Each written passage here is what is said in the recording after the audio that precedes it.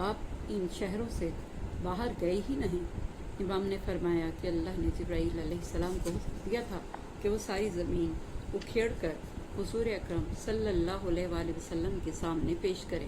چنانچہ جبرائیل امین علیہ السلام نے ساری روئے زمین کو اکھیڑ کر آپ کے سامنے پیش کیا تھا۔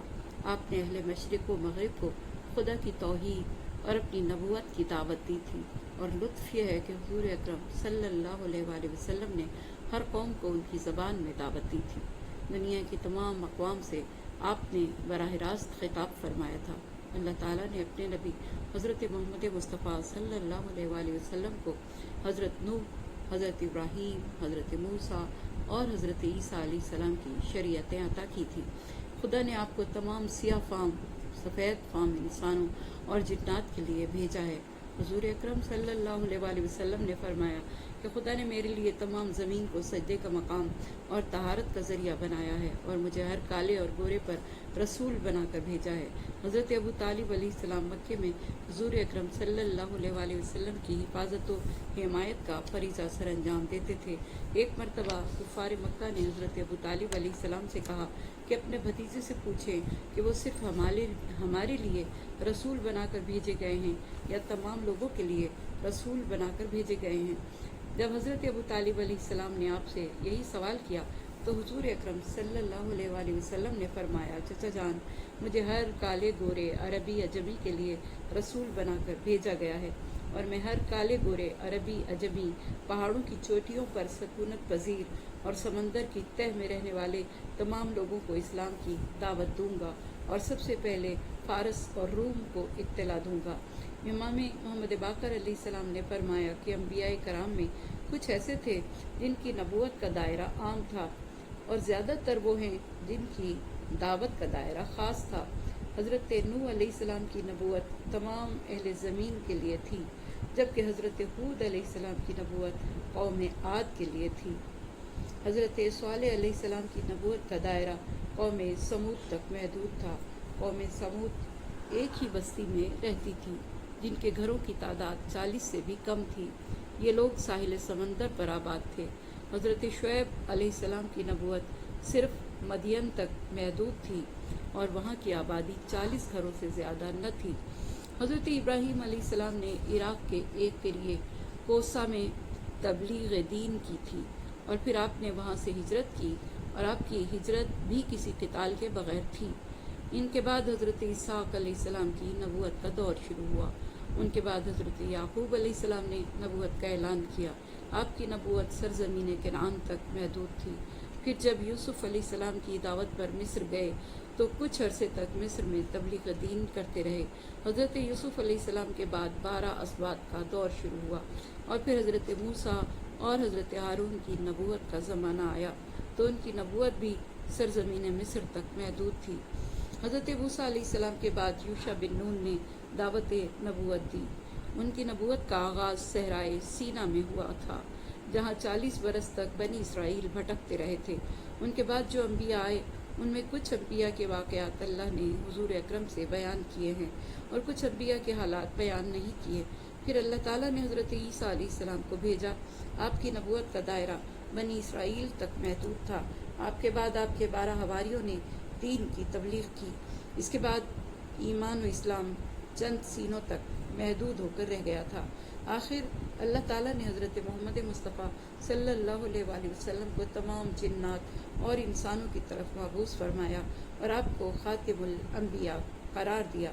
امام جعفر صادق علیہ السلام سے عبداللہ بن بکیر نے پوچھا کہ کیا امام مشرق و مغرب کے درمیان دیکھتا ہے؟ تو امام علیہ السلام نے فرمایا کہ عبداللہ، امام کیسے زمین کے دونوں اطراف پر حجت ہو سکتا ہے جبکہ ان کو دیکھ نہ رہا ہو اور ان میں حکم نہ کر سکتا ہو؟ اور امام کسی قوم پر کیسے حجت ہو سکتا ہے جو ان سے غائب ہو اور وہ ان تک رسائی نہ رکھتا ہو اور وہ امام تک رسائی نہ رکھتے ہوں؟ اور کیسے امام اللہ کی طرف سے حقوق ادا کر سکتا ہے اور کیسے مخلوق پر گواہ بن سکتا ہے جبکہ وہ ان کو دیکھ نہ سکتا ہو؟ اور کیسے ان پر حجت ہو سکتا ہے جبکہ وہ ان سے پوشیدہ ہو؟ امام اور لوگوں کے درمیان رابطہ نہ ہو، جس کی وجہ سے وہ ان میں اپنے رب کا امر جاری نہ کر سکے۔ خدا کی قسم، اللہ نے فرمایا ہے وما ارسلناک الا کافۃ للناس، اس سے مراد تمام وہ جو زمین پر ہیں، اور نبی صلی اللہ علیہ وآلہ وسلم کے بعد امام ان پر حجت ہے جو نبی کا قائم مقام ہے۔ تو ضروری ہے کہ امت جن مسائل میں اختلاف کرے وہ نبی کی مانند ان کی رہنمائی کرے اور ان لوگوں کے حقوق ادا کرے۔ اور وہ یہ کہتے ہیں کہ اگر تم سچ کہتے ہو تو یہ قیامت کا وعدہ کب پورا ہوگا؟ آیت نمبر 29۔ یہ آیت اس وقت نازل ہوئی جب پروردگار دو عالم نے اسی سورہ کی آیت نمبر 26 نازل فرمائی، کہہ دو کہ ہمارا پروردگار ہم سب کو جمع کرے گا، پھر ہمارے درمیان حق کے ساتھ فیصلہ کرے گا، اور وہی فیصلہ کرنے والا ہے اور آگاہ ہے۔ اس آیت کے نازل ہونے کے بعد لوگوں نے سوال کیا کہ یہ قیامت کب آئے گی؟ یہ ان کا طنزیہ لہجہ تھا کہ اگر تم سچے ہو تو بتاؤ کہ یہ فیصلے کا دن کب آئے گا۔ ان کا یہ پوچھنا اس بات کی طرف اشارہ ہے کہ سچ بولنے والے آدمی کو پوری خبر ہوتی ہے تو ہمیں ایک دن ایک تاریخ بتائی جائے، مگر قرآن پاک نے ہر دور میں اس سوال کا یہی جواب دیا ہے کہ قیامت کا علم سوائے خدا کے اور کسی کو نہیں۔ تم کہہ دو تمہارا وعدہ اس دن پورا ہوگا جس میں نہ ایک گھڑی کی تاخیر ہوگی اور نہ پیچھے ہٹ سکو گے نہ آگے بڑھ سکو گے۔ قیامت کے بارے میں جو سوال بار بار ہوتا تھا اس کا یہ جواب دیا جا رہا ہے کہ جب قیامت کا دن آئے گا تو وہ اپنے وقت پر آئے گا، نہ ایک لمحہ آگے نہ پیچھے۔ قیامت کا آنا یقینی ہے، اتنا یقینی ہے کہ ایک لمحے کی بھی تاخیر نہ ہوگی۔ البتہ یہ دن کون سا ہے اس کا علم فقط پروردگار دو عالم کو ہے۔ اس دن کو مخفی رکھنے کا سبب یہ ہے کہ اگر بتا دیا جائے تو لوگ عمل کرنے میں آزاد ہو جائیں گے، گناہ پر گناہ کرتے رہیں گے اور سوچیں گے کہ فلاں دن قیامت کے آنے سے پہلے توبہ کر لیں گے۔ قیامت کا مخفی رہنا اس لیے ہے کہ ہر وقت اس کا خوف رہے اور ہر وقت نیک اعمال کی طرف توجہ رہے۔ کافروں نے کہا کہ ہم اس کتاب پر جو کتابیں اس سے پہلے تھیں ہرگز ایمان نہیں لائیں گے، اور اگر تم دیکھو گے کہ جس وقت یہ ستمگر اپنے پروردگار کی بارگاہ میں کھڑے ہوں گے حساب کتاب کے لیے تو تمہیں تعجب ہوگا کہ ان میں سے ہر ایک اپنا گناہ دوسرے پر ڈال رہا ہوگا۔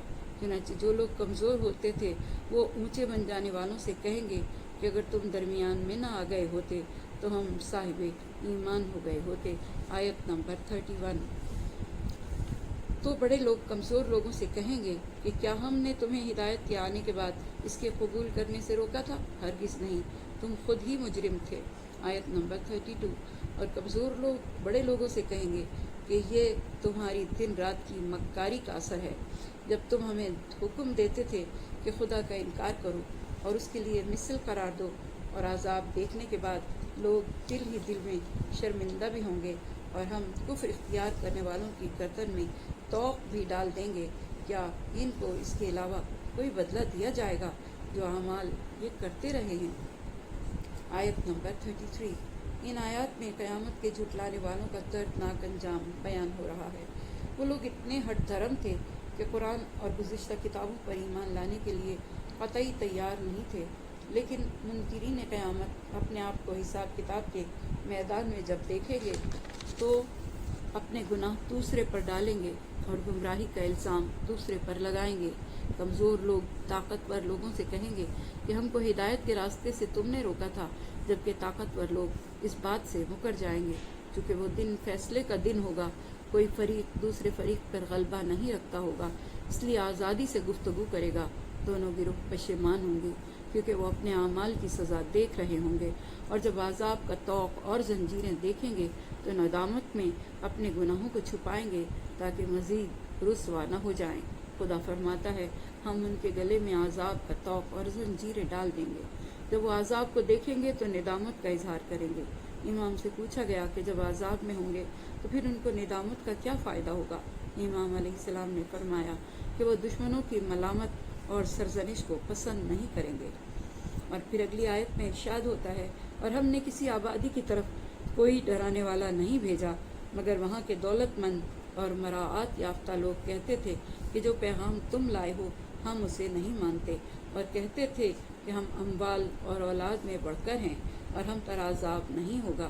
آپ کہہ دیں کہ میرا رب جس کا رزق چاہتا ہے فراواں کر دیتا ہے اور جس کا چاہے تنگ کر دیتا ہے، لیکن اکثر لوگ علم نہیں رکھتے اور تمہارے اموال اور اولاد ایسی نہیں ہیں کہ جو تمہیں ہماری قربت میں درجہ دلائیں، سوائے اس کے جو ایمان لائے اور نیک عمل کیے، بس ان کے اعمال کا دگنا ثواب ہے اور وہ سکون کے ساتھ بالا خانوں میں رہیں گے۔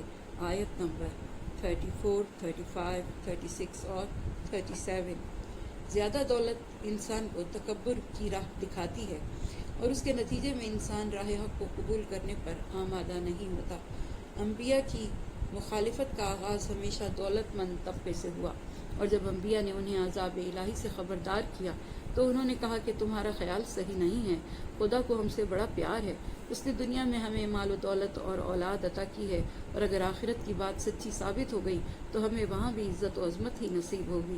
نہج البلاغہ میں مولا کائنات نے فرمایا کہ خوشحال قوموں کے مالدار لوگ اپنی نعمتوں پر اتراتے ہوئے بڑا بول بولے اور کہا کہ ہم مال و دولت میں بڑھے ہوئے ہیں، ہمیں کیسے عذاب کیا جا سکتا ہے؟ اب اگر تمہیں فخر ہی کرنا ہے تو نفس کی پاکیزگی پر کرو، بلندی اخلاق پر کرو، حسن کردار پر کرو اور سیرت اعلیٰ پر کرو۔ ایک شخص نے امام جعفر صادق علیہ السلام کے پاس عمرہ کا ذکر کیا اور ان کی ملامت شروع کر دی۔ امام علیہ السلام نے فرمایا کہ خاموش، جب غنی اپنے رشتہ دار سے صلہ رحمی کرے اور ان کے ساتھ نیکی کرے تو اللہ تعالیٰ اس کے اجر کو دگنا کر دیتا ہے، اور جیسا کہ اس نے فرمایا سوائے اس کے جو ایمان لائیں اور نیک اعمال بجا لائیں ان کے لیے دگنا اجر ہے اس کام کی وجہ سے جو انہوں نے کیا ہے، اور وہ بالا خانوں میں امن سے ہوں گے۔ صدق اللہ العلی العظیم۔ یا بار الہ، تجھے واسطہ تیرے اس کلام پاک کا جسے تو نے ہم انسانوں کے لیے نصیحت بنایا اور جسے تو نے انبیاء کے ذریعے پیغام بنا کر ہمارے درمیان قیامت تک جاری و ساری رکھا اور اس کی حفاظت کا وعدہ کیا۔ پالنے والے اس قرآن پاک کو پڑھنے، سمجھنے اور اس پر عمل کرنے کی توفیق عطا فرما۔ پروردگارہ، تجھے واسطہ تیرے پیارے حبیب محمد مصطفیٰ صلی اللہ علیہ وآلہ وسلم کا، ان کی آل طیب و طاہر کا، پروردگارہ ہمارے تمام گناہان صغیرہ و کبیرہ کو بخش دے، ہمارے مرحومین کی مغفرت فرما، انہیں کروٹ کروٹ جنت نصیب فرما، ہمارے والدین کو اپنے جوار میں بلندی درجات عطا فرما۔ پروردگارہ، تجھے واسطہ تیرے حبیب پاک کا، ان کے اولاد طیب و طاہر کا، ان کی قبروں کو روشن و منور فرما، انہیں جوار معصومین میں جگہ عطا فرما۔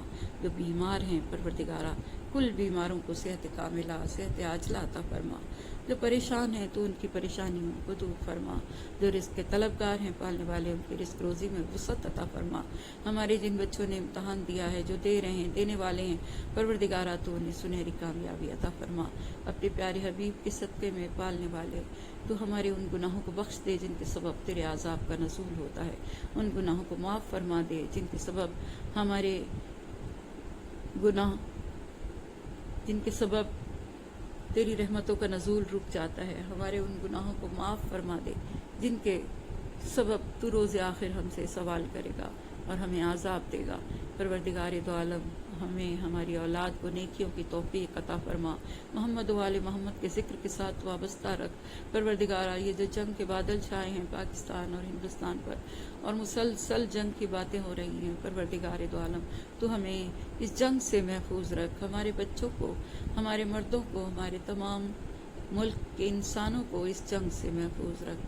پروردگار دو عالم تو ہم مسلمانوں پر رحم فرما، یہودیت اور عیسائیت کی چالوں کو انہی پر پلٹ دے، اسلام کا بول بالا فرما، ہمارے مقامات مقدسہ کی حفاظت فرما، ایران، عراق، شام پر رحم فرما، پروردگارہ فلسطین پر رحم فرما، اہل کشمیر پر رحم فرما، اہل یمن پر رحم فرما، اور جو مسلمانوں کے ساتھ یہودی اور عیسائی کر رہے ہیں کہ انہیں تباہ و برباد کیا جا رہا ہے، پروردگار دو عالم تو ان کی چالوں کو انہی پر پلٹ دے، ہمارے درمیان اتحاد اور اتفاق پیدا فرما کہ مسلمان یکجا ہو جائیں اور یکجا ہو کر کفر کا مقابلہ کریں۔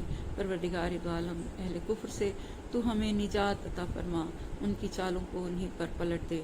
پروردگارہ، ہمارے حکماں کو انصاف کی توفیق عطا فرما، پالنے والے محمد و آل محمد کے صدقے میں جو بے گناہ قید ہیں ان کی رہائی کا انتظام فرما، جو کسی مصیبت میں گرفتار ہیں ان کی مدد فرما، جو حج و زیارات کے متمنی ہیں انہیں یہ سعادت نصیب فرما، اور پالنے والے ہم سب کو غم حسین کے سوا کوئی غم نہ دینا، ہر دکھ سے، ہر بلا سے، ہر بیماری سے، ہر پریشانی سے بچا کے رکھ۔ اور پروردگار دو عالم ہمارے امام کے ظہور میں تعجیل فرما، ہمارے امام کے ظہور میں تعجیل فرما، ہمارے امام کے ظہور میں تعجیل فرما، آمین یا رب العالمین۔